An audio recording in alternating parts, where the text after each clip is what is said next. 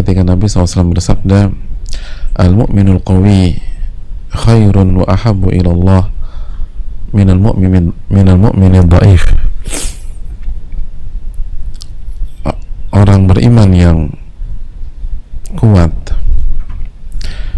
itu lebih baik dan lebih dicintai oleh Allah Subhanahu wa taala dibanding mukmin yang lemah.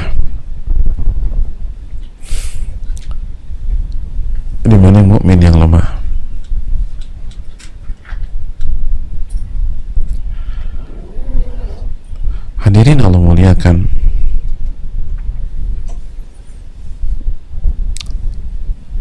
walaupun iman itu mau lemah mau kuat pasti isinya kebaikan, tapi semakin kuat iman kita semakin dicintai oleh Allah Subhanahu wa taala dan semakin baik, semakin membuat hidup kita lebih baik, semakin membuat kita bahagia, semakin membuat kita tenang,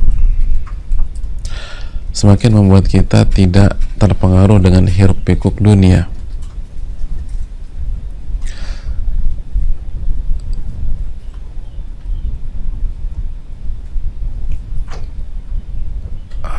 Itu yang dijelaskan oleh Syekh Muhammad bin Wahab Mukhtar Shinkiti. Beliau menyatakan, orang yang punya iman yang kuat, maka seluruh pandangannya tertuju pada tauhidullah azza wa jalla, tertuju pada mentauhidkan Allah Subhanahu wa taala. Konsentrasinya, tujuan hidupnya, cara dia melihat, bagaimana dia mendengar, bagaimana dia merespon, bagaimana dia berbicara, itu semuanya tertuju pada mentauhidkan Allah Subhanahu wa taala.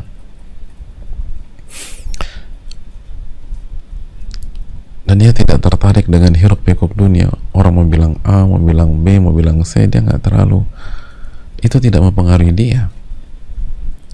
Orang mau terima dia, orang nggak mau terima dia, itu bukan urusan dia. Orang mau menghargai kebaikannya, orang nggak menghargai kebaikannya, itu bukan isu bagi dia.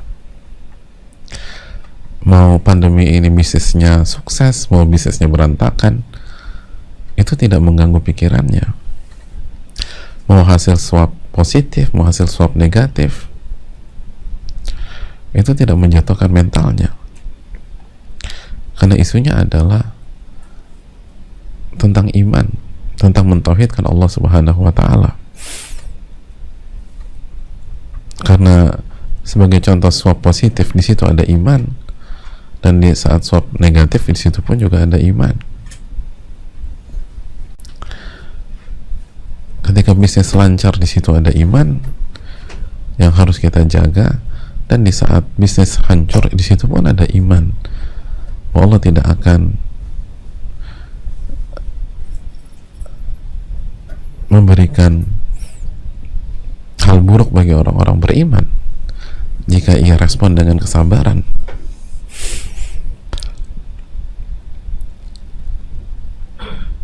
Dan di semua episode-episode kehidupan kita selalu ada kesempatan untuk beribadah kepada Allah, selalu ada kesempatan untuk mentauhidkan Allah Subhanahu wa taala. Bahkan dalam kesalahan sefatal apapun, di situ ada kesempatan untuk beristighfar dan bertobat kepada Rabbul Alamin. Dalam sebuah kesalahan dan terkegelinciran separah apapun, di situ adalah kesempatan untuk membuat Allah senang sama kita, gembira kepada kita. Masih ingat hadis dalam taubat bahwa Allah lebih gembira terhadap taubat seorang hamba dibanding kegembiraan seseorang yang berjalan di tengah-tengah padang pasir, lalu dia kehilangan unta dan perbekalannya, lalu dia putus asa, ia tertidur, lalu pas ia buka matanya, unta ada di hadapannya, dan dia gembira dan mengatakan, Allahumma, ya Allah, engkau adalah hambaku dan aku adalah Rabbmu. Saking gembiranya orang tersebut, dia salah bicara. Allah lebih gembira dari itu. kalau dalam kesalahan yang sangat fatal peluang untuk membuat Allah gembira itu ada dan terbuka lebar, lalu bagaimana jika tidak ada kesalahan di sana? Tapi memang diuji sama Allah Subhanahu wa taala. Yang ujian dunia jamaah sekalian. Alladzi khalaqal mauta wal hayata liyabluwakum ayyukum ahsanu amala. Dia menciptakan kematian dan kehidupan untuk menguji kalian. Siapa di antara kalian yang paling baik amalnya? Surat Al-Mulk ayat 2. Oleh karena itu, jika iman kita semakin tinggi, kualitas kehidupan kita semakin baik. Itu kan, al-mu'minul qawi khairun lebih baik dari segi apa? Dari semua sisi. Kita sering meremehkan kata khairun, lebih baik, cuma lebih baik. Lebih baik, Anda coba renungkan bagaimana kehidupan Anda akan lebih baik, akan lebih tenang, akan lebih bahagia, akan lebih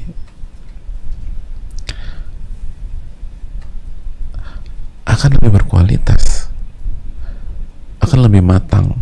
Khairun wa ahabbu ilallah minal mu'minin dhaif.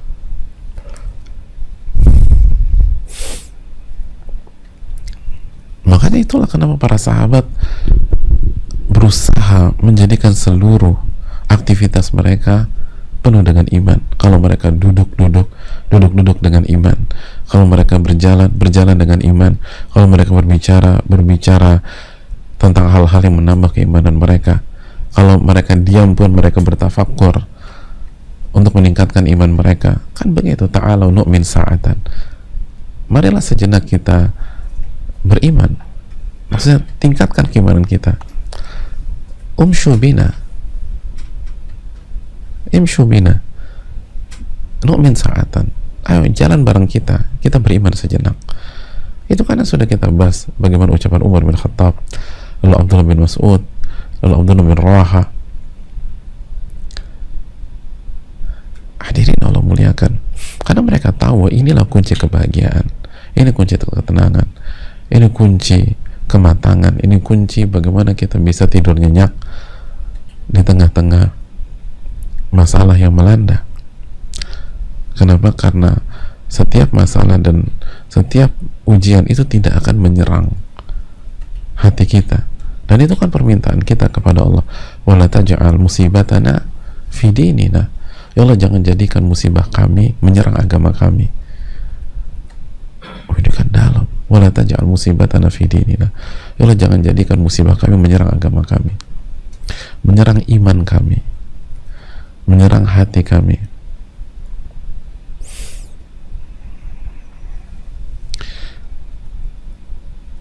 Oleh karena itu hadirin Allah muliakan, maka sekali lagi para sahabat dan orang-orang soleh itu berusaha meningkatkan iman mereka, berusaha meningkatkan iman mereka, karena mereka tahu iman itu bertambah dan berkurang, sebagaimana akidah Ahlussunnah wal Jamaah. Kata para ulama, iman itu khamsununat, iman itu 5 kalimat yang diakhiri dengan huruf nun. Makanya khamsununat, 5 kalimat yang dan setiap kalimat itu diakhiri dengan huruf nun. Yang pertama, al-i'tiqadu bil janani, nih nun, keyakinan dalam hati. Wal qawlu bil lisani, ucapan dengan lisan, nun lagi. Wal amalu bil arkani, dan diamalkan dengan anggota badan, arkani, nun lagi. Wa yazid bi ta'ati rahmani, dan bertambah karena ketaatan kepada Allah. Wa yanqus bi ta'ati syaitani, dan berkurang karena ketaatan kepada syaitan, nun lagi. Jadi iman itu 5 nun. Maksud 5 nun, 5 kalimat yang seluruh kalimatnya diakhiri dengan huruf nun. Yang pertama apa tadi? Al-i'tiqadu bil janani. Janan itu artinya hati. Al-i'tiqadu bil janani, keyakinan dalam hati. Yang kedua, al-qawlu bil lisani, al-qawl, ucapan dengan lisan, al-lisani. Yang ketiga, al-amalu bil arkani, amalan dengan anggota badan, al arkani, anggota badan. Yang keempat, yazid bi ta'atir rahmani, itu iman bertambah dengan ketaatan kepada ar-rahman, kepada Allah. Wa yanqus bi ta'ati syaitani, dan akan turun dengan ketaatan kepada syaitan, artinya maksiat. Taat kepada syaitan artinya maksiat. Makanya mereka jaga karena iman bisa bertambah berkurang. Makanya bagaimana kalau ngumpul dengan iman, duduk bersama. Kalau bicara yang dibahas tentang bagaimana meningkatkan keimanan, maka para sahabat kan nggak tertarik ngomongin orang, terus kepo-kepo nggak jelas, stalking urusan. Subhanallah. Karena sekali lagi hilang nanti iman kita atau berkurang nanti iman kita. Dan mereka nggak mau merespon. Kalau kita kan kebanyakan nggak enaknya, dan akhirnya hilang iman kita. Dan di hari kiamat juga kita nggak bisa salahin orang. Ya Rasul, dia tuh Rasul yang ngajak ngomong saya. Lo kata, nanti kenapa mau ikut? Karena Anda punya iman, Anda kan punya lisan, Anda kan bisa bilang, maaf saya tidak mau. Makanya kan seperti Sufyan Ats-Tsauri itu tutup telinga kalau dengar hal yang haram, nggak mau. Banyak tutup telinga. Kurang simbolik apa coba? Itu tajam loh, tutup telinga, saya nggak mau dengar. Kalau kita kebanyakan nggak enak sama makhluk, nanti kena di hadapan Rabbul Alamin. Kebanyakan nggak enak sama manusia, tapi nggak mikirin bagaimana berhadapan dengan Malik Yaumiddin, berhadapan dengan Allah pada hari kiamat.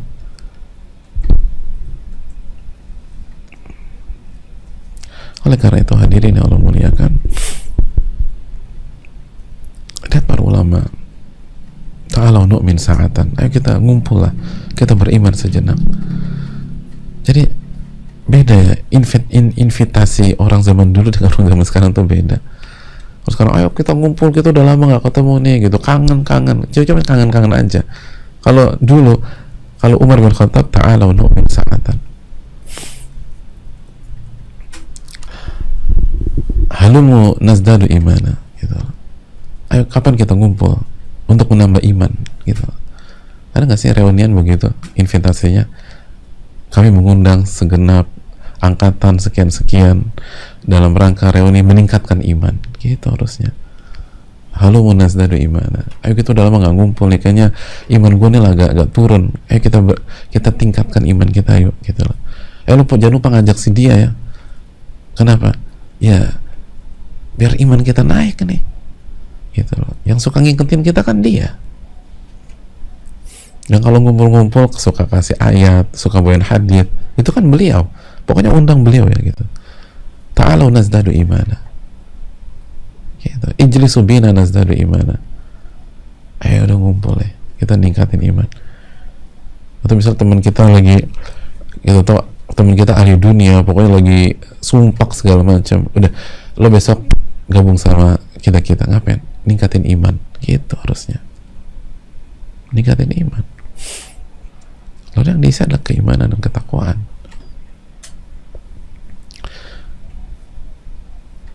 Karena sekali lagi hadirin yang Allah muliakan, iman itu bertambah berkurang.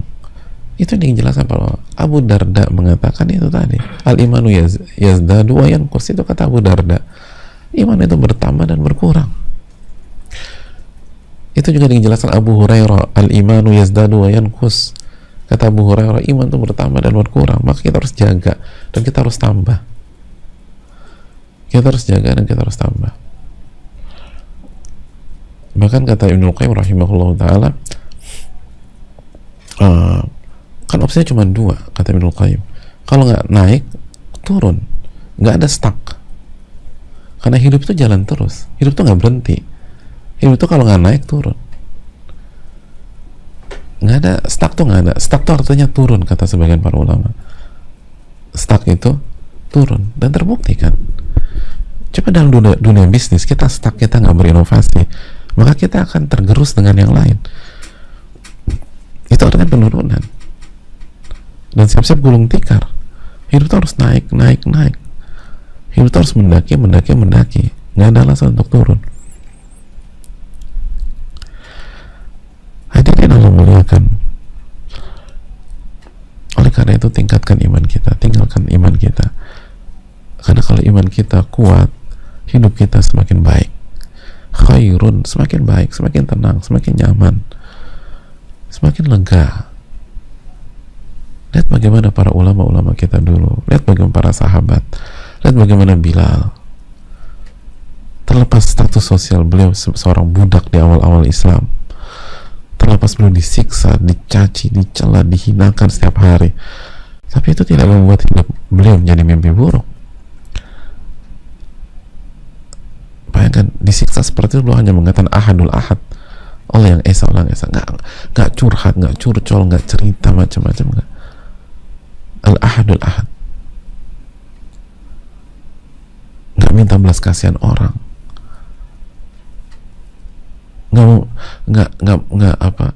nggak menjual kesengsaraan hidup, enggak, hanya bilang ahadul ahad. Ada di antara kita pernah baca Bilal meratapi hidupnya, aduh apes banget hidup gua, kok hidup gua sengsara kayak begini, kok. Hari ini kita dengar kalimat tersebut dari lisan yang ujian hidupnya nggak ada 10%-nya ujian hidupnya Bilal bin Rabah, nggak ada 5%-nya ujian hidupnya Bilal bin Rabah. Kok gue sengsara banget, kenapa hidup gue? Bilal nggak pernah bicara demikian. Bilal nggak pernah meratapi, nggak ada. Padahal, oh subhanallah jamaah, semua tahulah cerita tentang Bilal. Bagaimana beliau diseret-seret sama anak-anak kecil kota Mekah, bagaimana dibakar dengan sinar matahari yang sangat panas, ditaruh batu besar, nggak ada keluh, nggak ada kesah, hanya ahadul ahad, Allah esa, Allah yang esa. Al-mu'minul qawi, itu mu'minul qawi, itu al-mu'minul qawi, itu orang yang beriman yang kuat. Khairun, lebih baik, wa ahabbu ilallah, dan lebih dicintai oleh Allah, lebih baik.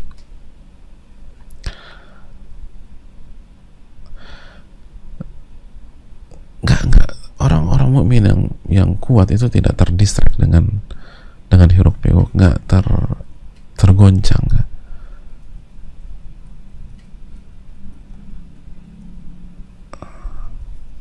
Bahkan kata Syekh Muhammad bin Muhammad Mukhtar Shinkiti, walaupun dia melihat fitnah atau masalah besar dalam diri pasangannya, itu tidak menggoncang dia. Jadi pasangnya bermasalah nih, segala suaminya atau istrinya bermasalah, itu nggak menggoncang diri dia, tetap aja dia on track, nggak menggoncang sama sekali, nggak membuat dia hancur, nggak membuat stres, nggak membuat galau, enggak, tetap tenang. Karena bagi dia bagaimana beribadah kepada Rabbul Alamin, karena dia yakin ini takdir Allah Subhanahu Wa Taala, dan yang mentakdirkan adalah Ar-Rahman Ar-Rahim. Kan beriman, dia beriman bahwa ini adalah takdir Allah, dan yang mentakdirkan adalah Ar-Rahman Ar-Rahim, yang Maha Pengasih lagi Maha Penyayang. Dan gak mungkin Allah kasih takdir buruk, pasti ada hikmah, pasti ada pelajaran, pasti ada kebaikan.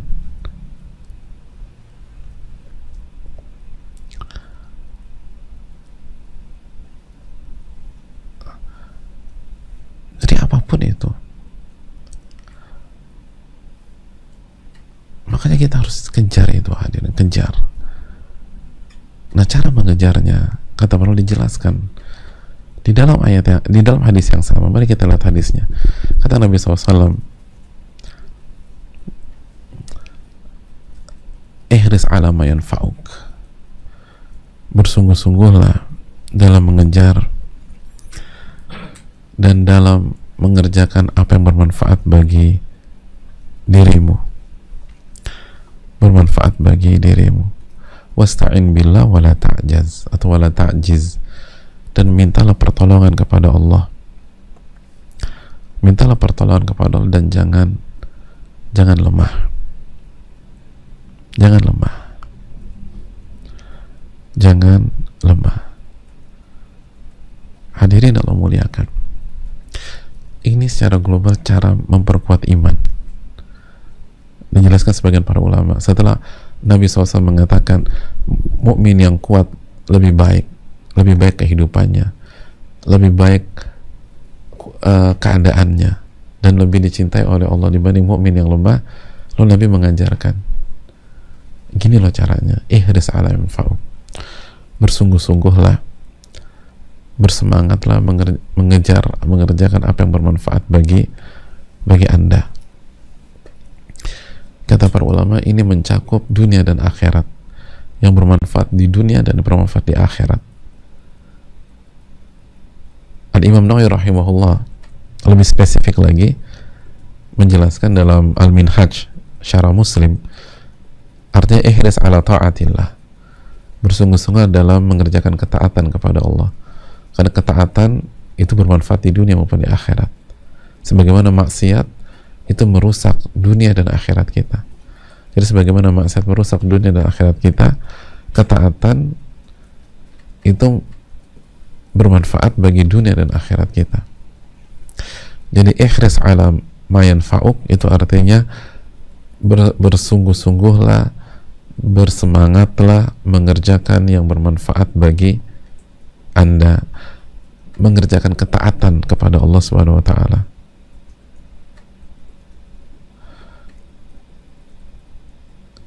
Hadirin Allah muliakan. Jadi harus sungguh-sungguh. Ini taat nggak taat? Bersungguh-sungguh. Ini bermanfaat nggak bermanfaat? Bersungguh-sungguh.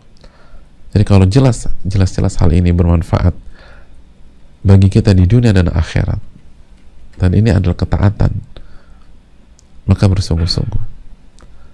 Wasta'in billah, dan minta pertolongan kepada Allah. Minta pertolongan kepada Allah. Minta pertolongan kepada Allah. Wala ta'jiz wala ta'jas, dan jangan lemah. Jangan lemah. Kata Imam Nawawi, ini menarik. Kata Imam Nawawi, catat baik-baik, wala ta'jiz wala taksal an talabil ta'ah wala an talabil i'anah.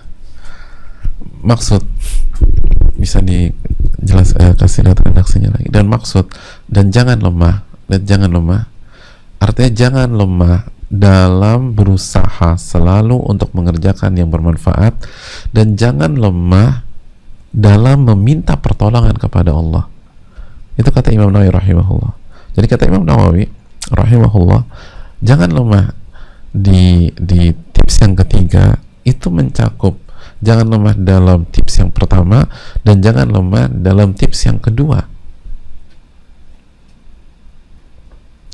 Jangan lemah dalam mengejar cita-cita, jangan lemah dalam mengejar hal yang bermanfaat, jangan lemah dalam mengerjakan hal yang merupakan ketaatan, dan jangan lemah dalam meminta pertolongan kepada Allah.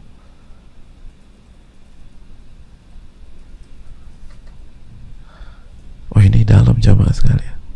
Ini yang membuat kita gagal nih, ini sebenarnya. Kita lemah.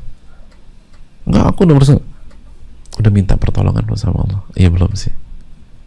Pantas kita begitu ada kendala mundur, begitu ada kendala down, begitu ada kendala malas, begitu ada masalah melipir, begitu ada masalah menepi, begitu ada masalah jatuh lagi.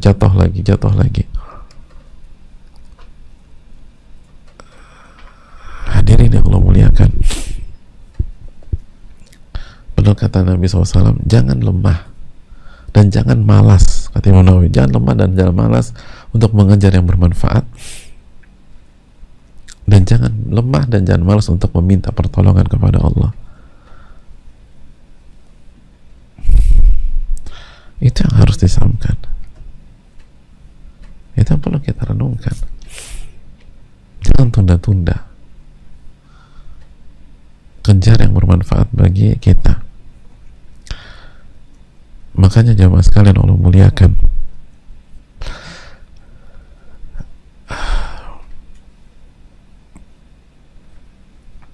kata para ulama, kata Syekh Utsaimin, seorang mukmin itu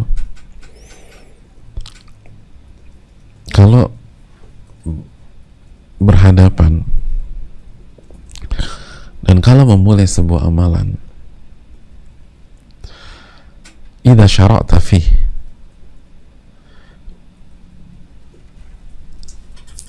jika Anda memulai sebuah amalan, itu jangan malas, jangan ditunda, bal istamir, tapi selesaikan, lanjutkan. Li'annaka idza tarakta thumma syara'ta fi amalin akhar thumma tarakta thumma syara'ta thumma tarakta ma tamma laka amal. Karena kalau Anda tinggalkan sesuatu yang Anda telah mulai, lalu Anda pergi, lalu berpindah ke amalan berikutnya, lalu Anda tinggalkan lagi, lalu pindah lagi ke amalan berikutnya, lalu Anda tinggalkan lagi, maka Anda tidak akan pernah bisa menyempurnakan amalan. Dan itu mental banyak kita, mulai terus ditinggalkan, mulai terus ditinggalkan, mulai lalu ditinggalkan, mulai ditinggalkan, semua banyak aspek. Ikut kajian A udah berapa kali terus ditinggalkan, lalu pindah lagi kajian B, pindah lagi buku A, pindah lagi buku B, di majelis A terus mulai terus ditinggalkan, majelis B mulai ditinggalkan, alasannya sibuk lah, ada urusan lah, urusan rumah lah, segala macam.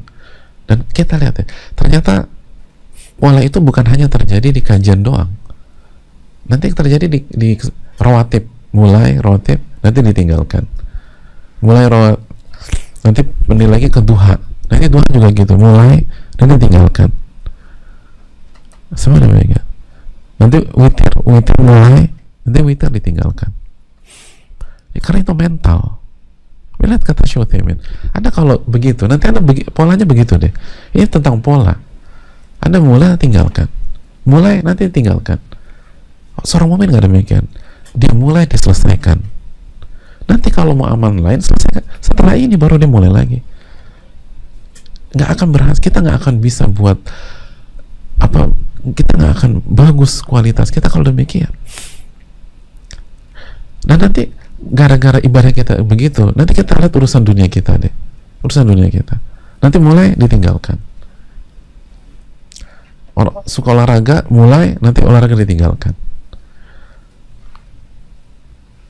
Terus makan sehat, mulai nanti makan sehat ditinggalkan. Itu berarti bukan jangan secara parsial, itu secara mental, itu pola. Makanya kalau ingin berhasil, rubah dari awal. Kalau kita mulai sesuatu yang bermanfaat, jangan pernah tinggalkan, walaupun cuma sedikit. Kalau kita kajian, misal kajian rutin, upayakan jangan ada libur, walaupun cuma sedikit. Karena ini bukan tentang sebatas sebuah kajian, ini tentang membangun pola hidup seorang yang beriman kepada Allah. Allah mengatakan ikhlas ala manfa'uk, bersungguh-sungguhlah dalam mengerjakan yang bermanfaat, baik di dunia maupun di akhirat. Wasta'in billah, minta pertolongan. Wala ta'jiz, dan jangan lemah, jangan malas, dan jangan ditinggalkan. Jangan ditinggalkan. Itu hal yang perlu kita camkan. Kecuali kalau kita tinggalkan untuk masalah yang jauh lebih besar, itu pun sekali lagi itu pun hanya dalam artinya bukan sebuah pola yang kerjaan sedikit terus tinggalkan, kerjaan sedikit tinggalkan. Tapi benar, misalnya amalan sunnah karena ada fardu ain pada hari itu, oke, tinggalkan. Atau misalnya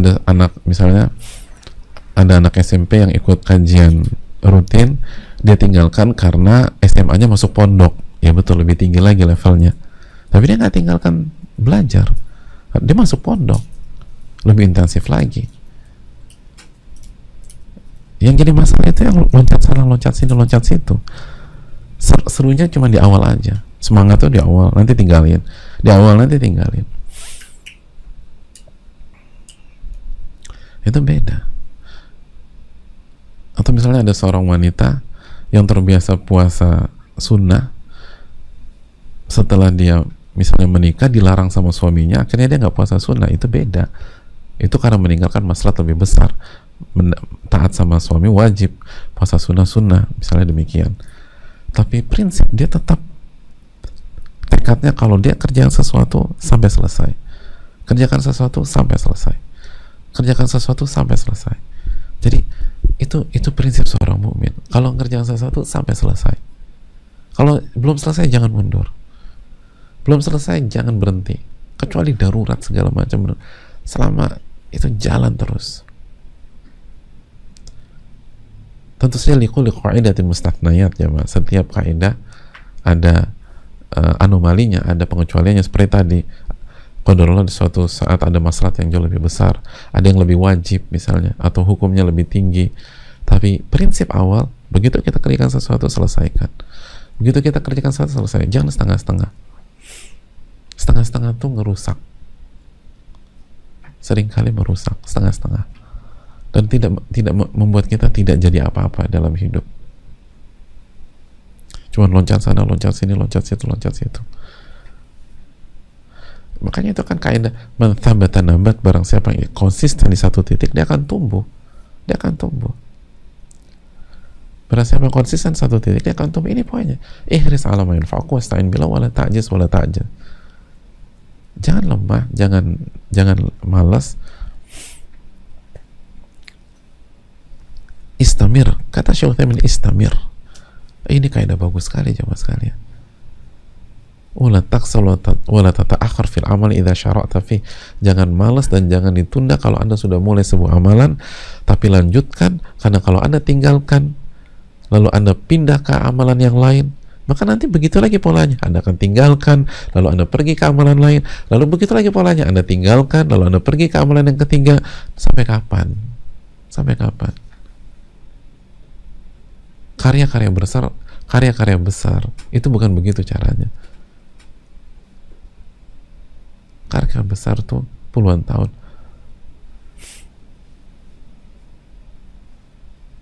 Kalau cuman tinggalkan, kita nggak akan ketemu Fathul Bari jamaah sekalian.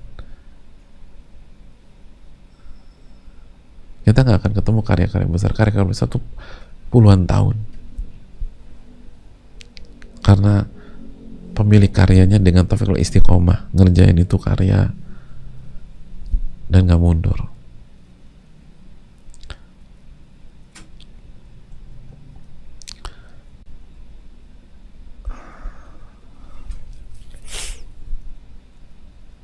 Itu poin. Coba terus. Begitu ada kendala, jangan lemah. Dan ingat, jangan lemahnya tuh di dalam dua hal. Jangan lemah, artinya jangan kehilangan semangat, terus coba. Yang kedua, jangan lemah dalam meminta pertolongan.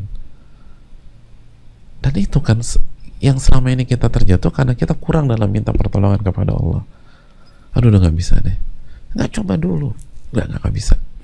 Udah doa sama Allah belum? Belum. Ya doalah sama Allah. Mintalah pertolongan sama Allah.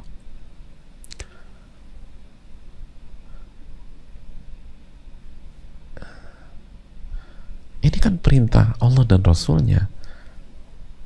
Nggak mungkin mengarahkan kita kepada kegagalan, tuh nggak mungkin. Allah Rasul bilang jangan lemah, jangan tinggalkan, jangan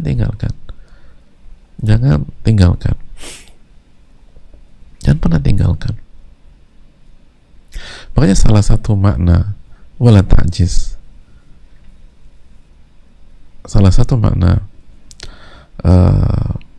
wala ta'jiz atau wala ta'jiz dijelaskan Al-Imam An-Nawawi rahimahullah ta'ala. Kata Imam Nawawi, al-ajiz itu tarku ma yajibu fi'luhu wa taswif. Al-ajiz itu salah satu maknanya adalah meninggalkan sesuatu yang seharusnya dia kerjakan, yang wajib dia kerjakan, dan dia tunda-tunda, nanti aja. Jadi nggak boleh kita tinggalkan. Jangan tinggalkan sebuah tanggung jawab, jangan tinggalkan sebuah tugas, jangan tinggalkan sebuah amanat, jangan tinggalkan sebuah amal soleh. Jangan pernah tinggalkan, jangan pernah tinggalkan. Itu ajiz, wala ta'jiz, wala ta'jiz. Jangan pernah tinggalkan, bukan jangan pernah mundur. Ketika kita ada di amal soleh, kita ada di ketaatan, jangan pernah mundur. Nggak ada kata mundur di dalam kamus kita. Kalau kita berada dalam kebaikan, ketaatan, dan hal ini bermanfaat bagi dunia dan akhirat kita, nggak ada kata mundur. Kita mundur, kita hancur, jemaah. Karena kita menyelisih perintah Allah dan Rasulnya. Kalau ada kendala, sekali lagi, minta pertolongan sama Allah. Ada masalah, minta pertolongan sama Allah. Dan seringkali kata buntu itu cuma ada di kepala kita, padahal nggak buntu. Seringkali kita, nggak, ini udah mentok. Nggak mentok tuh. Ada aja tuh jalan keluar. Itu syaitan yang mempermainkan Anda. Syaitan yang mempermainkan Anda. Dan terbukti kita belum optimal kok. Kita belum optimal. Hadirin, Ibnu Hubairah ketika menjelaskan hadis, Ibnu Hubairah mengatakan, Nabi SAW mengatakan wala ta'jiz atau wala ta'jaz, itu artinya la yahsunil bil mu'min an ya'jiza. Nggak pantas seorang mukmin ajiz. Nggak pantas. Jadi nggak pantas seorang mukmin itu mundur dalam sebuah amal soleh. Nggak pantas seorang mukmin itu meninggalkan amal soleh. Nggak pantas seorang mukmin itu meninggalkan tanggung jawab dan amanat. Nggak pantas. Nggak pantas seorang mukmin meninggalkan pos atau posisi yang mengantarkan dia ke surga. Nggak pantas. Nggak pantas seorang mukmin itu lemah. Nggak pantas. Nggak pantas.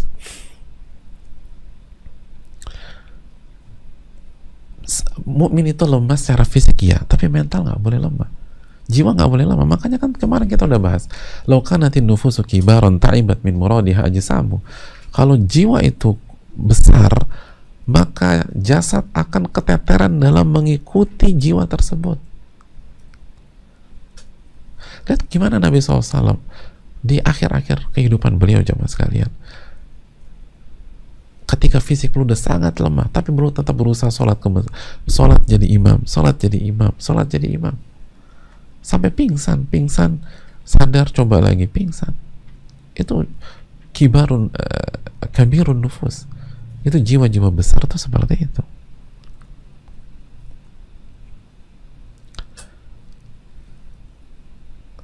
Makanya banyak orang, dan kalau kita perhatikan ya, ulama-ulama atau guru-guru kita yang sepuh-sepuh itu mereka punya itu, jamaah. Jarang kita dengar dari kata mereka itu nggak bisa. Ada beberapa, kalau pengalaman saya ketemu dengan guru-guru kita tersebut, itu kita rasa udah mentok, mereka masih bilang bisa insya Allah. Tapi pakai insya Allah, bisa insya Allah. Benar bisa, bismillah, subhanallah. Kadang kita yang muda-muda pikir udah mentok, nggak bisa. Bisa insya Allah. Benar bisa insya Allah. Jangan pernah remehkan kekuasaan Allah Subhanahu wa Ta'ala untuk merubah kondisi, jamaah sekalian. Makanya Ibnu Hubairah mengatakan seorang mukmin nggak pantas lemah tuh, nggak pantas. Nggak pantas mengatakan saya udah gagal, nggak pantas. Nggak ada alasan kok. Salah sefatal apapun, Anda bisa membuat Rob Anda gembira dengan taubat. Terus apa yang gagal? Nggak pantas. Kalau kita bermuamalat dengan manusia, ya mungkin manusia susah memaafkan kita. Tapi kalau sama Rabbul Alamin kan enggak. Makanya iman dulu nih. Makanya kita awali dengan iman. Kita mau cari siapa? Mau cari ridho siapa? Mau cari ridho siapa? Kalau ridho manusia benar nggak bisa. Jangankan kita buat salah, kita benar semua aja, banyak manusia nyalain kita. Makanya kata Imam Syafi'i, ridho nas ghayatun tudrak. Ridho manusia adalah cita-cita yang nggak mungkin tercapai. Wong Nabi SAW menjadi benci banyak orang. Tapi kalau kita cari ridho Allah, gak ada alasan mengatakan saya gagal, saya mundur, kecuali dalam kasus-kasus tertentu sebagaimana kita bahas tadi. Tapi sebagai pola hidup tidak. Jangan punya prinsip loncat sana loncat sini, nyoba nggak cocok pindah lagi, nyoba nggak cocok, nggak akan membuat kita berhasil. Pertanyaannya, kita udah bersungguh-sungguh atau belum? Sudah berdoa atau belum? Sudah minta tolong sama Allah sampai ngemis-ngemis atau belum? Bukankah Nabi kita SAW meminta perlindungan kepada Allah dari sifat ajiz ini, sifat lemah, sifat nggak ngerjain sesuatu, sifat malas. Makanya kan salah satu doa Nabi SAW dalam hadis Bukhari Muslim, apa jamaah? Sudah hafal belum doa ini? Allahumma inni a'udzubika minal ajzi wal kasal wal jubni wal harami wal bukhl. Ya Allah, aku berlindung kepada Engkau dari sifat ajiz, sifat lemah, sifat itu tadi, dikit-dikit mundur, dikit-dikit merasa gagal, wal kasal, sifat malas, wal juban, pengecut, wal haram, masa tua yang buruk, wal bukhl, pelit. Yang jadi masalah, sekali lagi, coba kita jujur, ketika kita mengerjakan sebuah hal yang bermanfaat, lalu ada masalah, kita belum mundur, kita sudah berpikir mundur atau berpikir gagal, padahal sekalipun kita belum baca doa ini, oh ada doa kayak gitu Pak Ustadz ya, bahkan nanya, oh ada doa kayak gitu ya, nah gimana? Berarti kan kesalahan bukan karena itu, kesalahan karena kita kurang dalam berdoa. Kita aja nggak tahu ada doa kayak begini seringkali. Illa man rahimah rabbu, tentu saja, nggak semuanya, tapi coba kita renungkan. Allahumma inni a'udzubika minal ajzi wal kasal wal jubni wal haram wal bukhl. Ya Allah, aku berlindung kepada Engkau dari al-ajz, sifat lemah, malas, wal juban, pengecut, wal haram, masa tua yang buruk, wal bukhl, dan rasa pelit. Hadirin Allah muliakan, ini yang perlu kita camkan. Jangan pernah ajaz atau merasa lemah. Jangan pernah merasa lemah.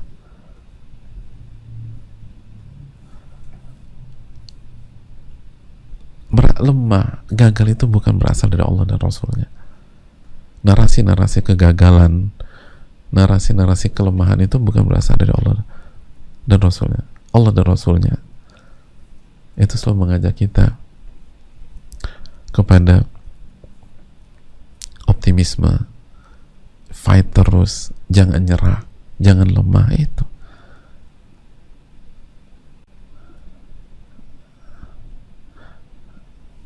adapun orang-orang yang ajiz, yang lemah, yang dikit-dikit bilang gagal, dikit-dikit bilang aduh aku nggak bisa lagi deh, aku mau mundur aja, itu sadar atau tidak sadar, itu karena mengikuti hawa nafsu yang ngajak kita demikian. Dijelaskan dalam hadis Tirmidzi dan dihasankan oleh sebagian ulama, diantaranya dihasankan Tirmidzi dan juga dikaji oleh Syekh bin Baz, walaupun dilemahkan sebagian ulama, tapi maknanya benar, dan sebagian ulama ada yang menghasankan dalam riwayat itu, wal ajiz man atba'a nafsahu hawahu wa tamanna 'ala Allah. Orang yang ajiz, yang lemah adalah orang yang membiarkan jiwanya mengikuti hawa nafsunya dan kebanyakan berkhayal kepada Allah. Allah kan Ar-Rahman, Allah Ar-Rahim, nanti juga masih ada waktu, nanti waktu habis, selesai masalah. Jadi kebanyakan berkhayal itu, dan benar kan, orang yang lemah itu bukan karena tugasnya berat, bukan, tapi karena dia biarkan jiwanya ngikutin hawa nafsunya. Hawa nafsunya pengen santai, yang pengen rebahan, pengen tidur-tiduran, pengen santai-santai, pengen ngobrol, pengen kongko nggak jelas, pengen ngabisin waktu ketawa ketiwi. Itu akhirnya kita nggak selesai, ngikutin hawa nafsu. Itu dalam hadis tersebut. Bukan karena nah, hadis itu kan nggak mengatakan orang yang gagal atau orang lemah itu karena masalahnya berat, nggak ada. Itu karena dia biarkan jiwanya mengikuti hawa nafsunya. Itu bukan karena masalahnya berat, bukan karena ujiannya sulit, bukan tentang itu, tapi itu tentang kita ngikutin hawa nafsu. Makanya Allah berfirman dalam surat Sad ayat 26. Apa kata Allah Subhanahu wa taala? Dalam surat Sad ayat 26. Jangan ikuti hawa nafsu, kata Allah Subhanahu dalam ayat ini. Kata Allah, wala tattabi'il hawa fayudillaka an sabilillah. Wala tattabi'il hawa. Ini ayat, ini bercerita tentang Nabi Daud, jemaah. Ya Daud, inna ja'alnaka khalifatan. Wahai Daud, kami menjadikan engkau sebagai khalifah di muka bumi. Maka putuskan perkara di antara manusia dengan adil. Wala tattabi'il hawa. Jangan ikuti hawa nafsu. Karena ia akan menyesatkan engkau dari jalan Allah. Ya kalau Nabi aja dilarang ikutin hawa nafsu, dan Nabi, kalau Allah wanti-wanti kepada Nabi, ini bukan kepada kita, bukan kepada ustadz, bukan kepada jamaah, bukan orang yang hijrah, ini kepada Nabi. Kalau engkau ikuti hawa nafsu, dia akan sesatkan kamu dari jalan Allah. Dan orang yang sesat dari jalan Allah, dia akan dapat azab yang pedih.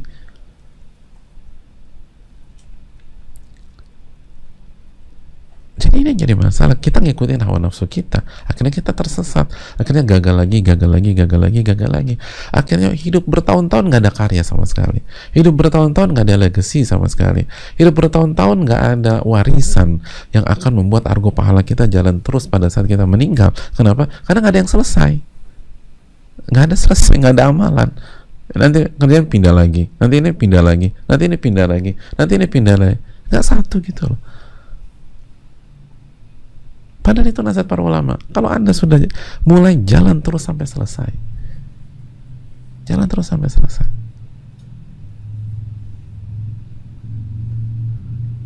Itu kan. Ini simpel. Pada saat kita putuskan hijrah, kita mulai hijrah, jalan terus sampai selesai. Gak ada mundur. Atau berat banget, aduh gak bisa. Oh, ternyata hijrah sulit ya. Bukan hijrah yang sulit. Anda ngikutin hawa nafsu. Hijrah baru hanya sampai lisan, hijrah baru sampai slogan, hijrah baru sampai penampilan, tapi mental kita, jiwa kita masih ngikutin hawa nafsu. Makanya kita disesatkan, kita dianggap kita nggak bisa menyelesaikan itu, padahal bisa.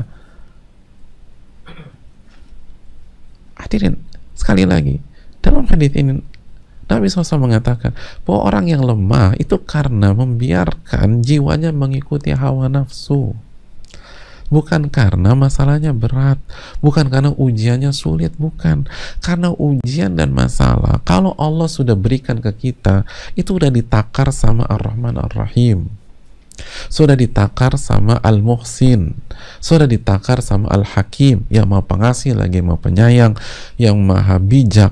Itu nggak mungkin lebih dari kemampuan kita, nggak akan mungkin lebih dari kemampuan kita.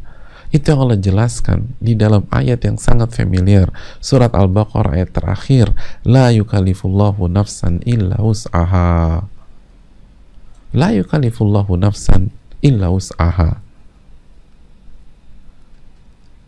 la yukallifullahu nafsan. Allah nggak akan membebankan jiwa apapun illa wus'aha, kecuali sesuai dengan kemampuannya, sesuai dengan kemampuannya.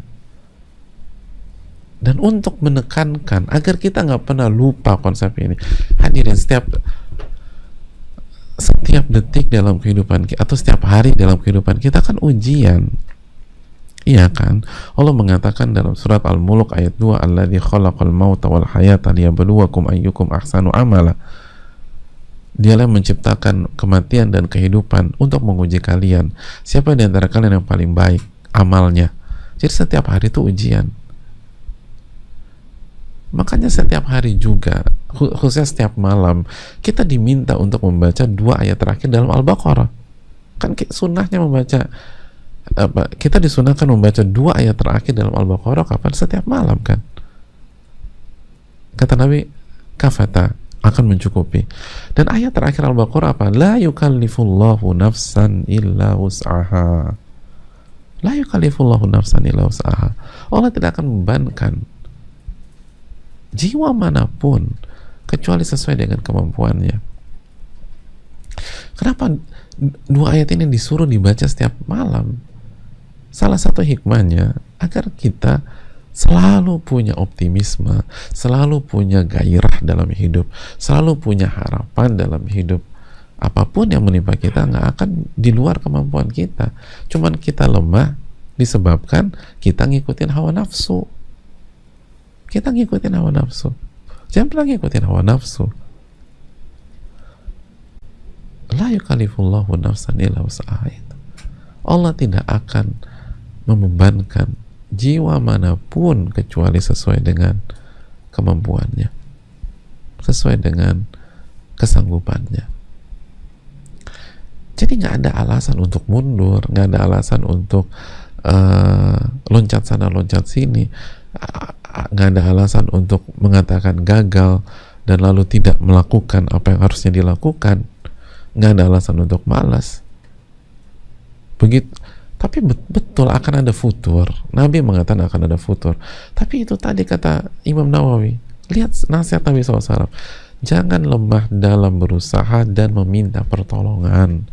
Mintalah pertolongan kepada Allah. Ud'uni astajib lakum. Doalah kepadaku, aku akan ijabah. Surat Ghafir 60.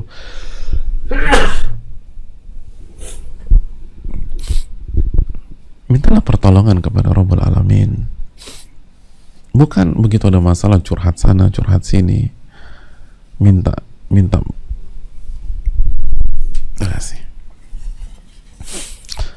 kita minta bantuan A, minta bantuan manusia B, minta bantuan C, tapi kita lupa meminta bantuan